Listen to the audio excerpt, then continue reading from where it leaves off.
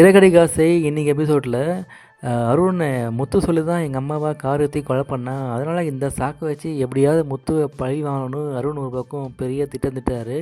இந்த திட்டத்துலேருந்து எப்படியாவது நம்ம செல்வத்தை காப்பாற்றணும்னு முத்துவை மீனாக ஒரு பக்கம் போராட, சரி கோர்ட்டுக்கு போகிறதுக்கு முன்னாடியே நம்ம இந்த பிரச்சனையை சால்வ் பண்ணலான்னு வக்கீலை வச்சு பேசுகிறாங்க. வக்கீல் வச்சு பேசும்போது எல்லாம் கூடும்போது அருண் என்ன பண்ணுறாரு, முத்து பார்த்து 2 பேருக்கும் வாக்குவாதம் வருது. அதில் உங்கள் அப்பாவை கார் ஏற்றி கொலை பண்ணால் சும்மா இருப்பியா அருண் கேட்க, அதுக்கு முத்து கோவம் வருது. முத்து கோவம் வருது, சட்டையை பிடிக்க எல்லாரும் சமாதானப்படுத்துகிறாங்க. அதுக்கப்புறம் முத்துவும் செல்வம் கூடி பேசிட்டு எங்களால் 1 லட்சம் தான் கொடுக்க முடியும்னு சொல்ல, அதுக்கு அருண் எங்கள் அம்மா உயிருக்கு 1 லட்சம் தான் விலையா, இது நான் ஒத்துக்க மாட்டேன், நீ 25 லட்சம் கொடுத்தா தான் இந்த கேஸ் வாபஸ் ஆகும் சொல்ல எல்லாருக்கும் ஒரு டென்ஷன் ஆகுது.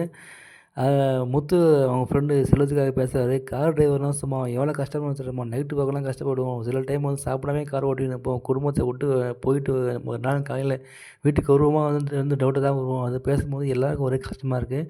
எங்களால் அவ்வளோ காசு ஈட்ட முடியாது மேடம், கொஞ்சம் கொஞ்சம் பார்த்து பேச சொல்லுங்க சொல்ல, அதுக்கு வக்கீல் கேட்குறேன், ஆமாம் அருண் அவங்க சொல்கிறது கரெக்டு தான், டிரைவரால் அவ்வளோ காசு கொடுக்க முடியுமா, கொஞ்சம் காசு கொஞ்சம் பார்த்து பண்ணுங்க சொல்லும் போது 25 15 லட்சம் வராரு. 15 லட்சம் இதுவும் அதிகம் தான் சொல்லிட்டு கடைசியாக 5 லட்சத்துக்கு வந்து அருண் ஒத்துக்க இந்த கேஸை முடிக்கிறாங்க.